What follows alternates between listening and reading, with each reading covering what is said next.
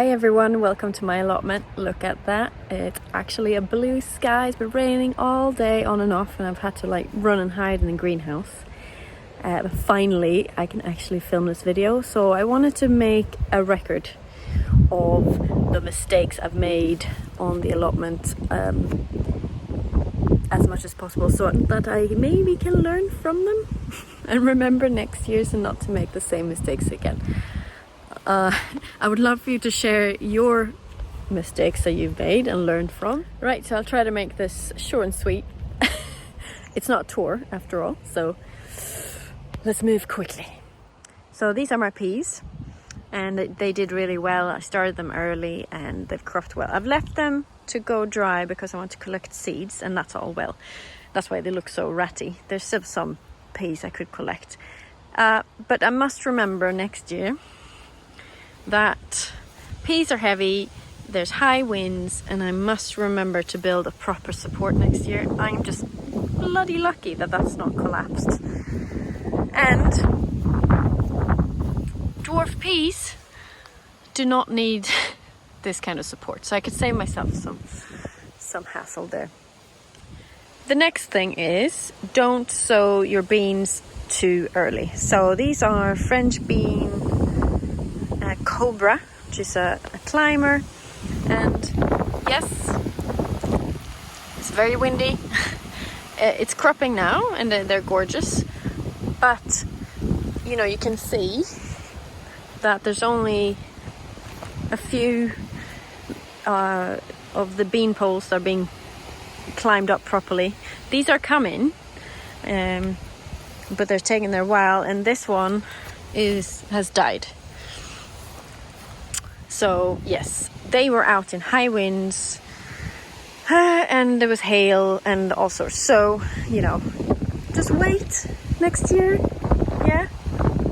Next thing, remember, you do not need that many salad plants or lettuce plants to get enough for our family. Like, they're just taking over. Look at that.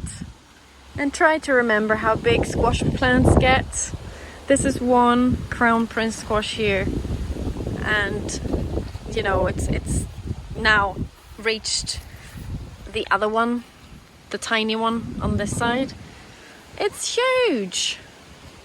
When you're sowing parsnips, make sure you put plenty of seed down. You can always thin them, but there's nothing you can do if you don't get good germination. Like, I have a massive gap here, and it's just wasted space.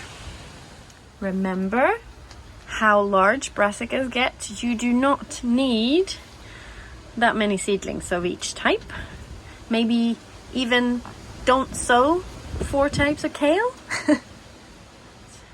Remember that seed packets of dwarf marigolds grew this tall.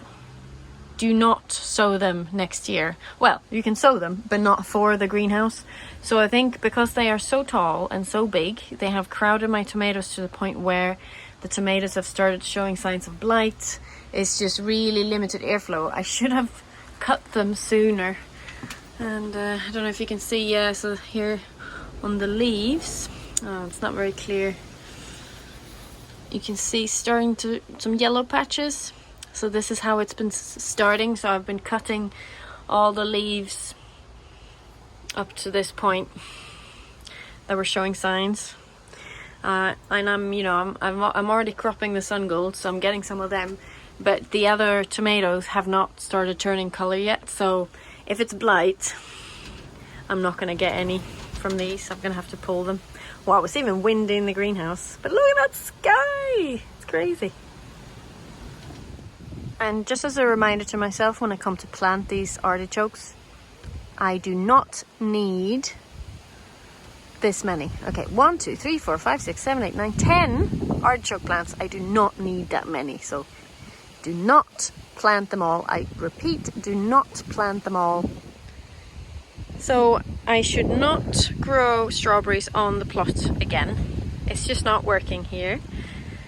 I'm gonna keep them in baskets in the garden instead. Partly because they just get eaten, the ones that form, and it's just so dry here without water to water them properly. If it's a warm spring that we had, or if a warm summer like last year, just move them, free up some space. And yeah, just don't be lazy. Move them. And here's further example of these marigolds. Just completely overcrowding the tomatoes.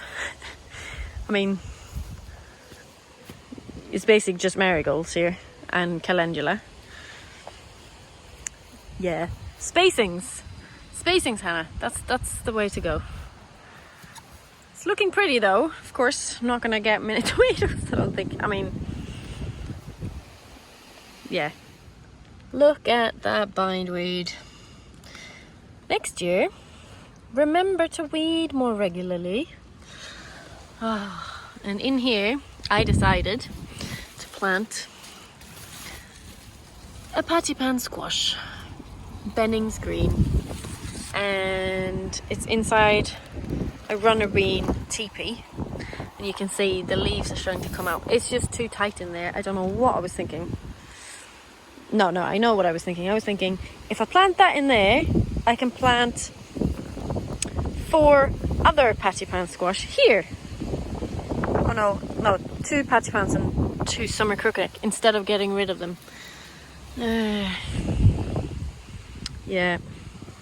Again, with the weeding, and also, if I have 3 greenhouse cucumbers, I do not need 4 outdoor plants as well. I'm already drowning in cucumbers. And the season hasn't even properly started outside yet. And this thorny mess are my gooseberries. There's 3 bushes here, and they are just one big mass of branches. I cannot leave them like this one more year. I got no fruit. Yeah, just no airflow. And right now there's a big pile of plastic behind it. It's probably not helping. So some of you might have noticed I've taken the my shade netting off my greenhouse, and that's because I just don't think it was hot enough for this year. It was hot enough in spring, and I needed the shade netting then, but this summer it's just not hot enough to have it on, and I think it's hampered the growth of things. And I mean, look how pretty it looks without it on. It looks gorgeous, and you can see everything, all the giant marigolds and all the tomatoes on their vines, all the flowers. And soon we'll be able to see lots of cucumber here. Look at that ginormous one. Yeah, so I think it was the right decision to remove it. I might have to put it back on if we start getting 30 degrees every day. We'll see what the tomatoes are doing. Looks like I need to water the tomatoes. And try to remember to keep a closer eye on your cabbages. It wasn't like this last week. Hopefully it'll be nice inside there. And maybe also try to remember not to try to record a YouTube video when it's blowing a storm on the allotment. I hope I can use any of this footage.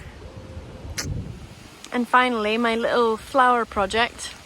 Remember that this wheelbarrow would look so much better with like trailing flowers, not these, gorgeous zinnias and cornflowers or whatever that are just stood straight up.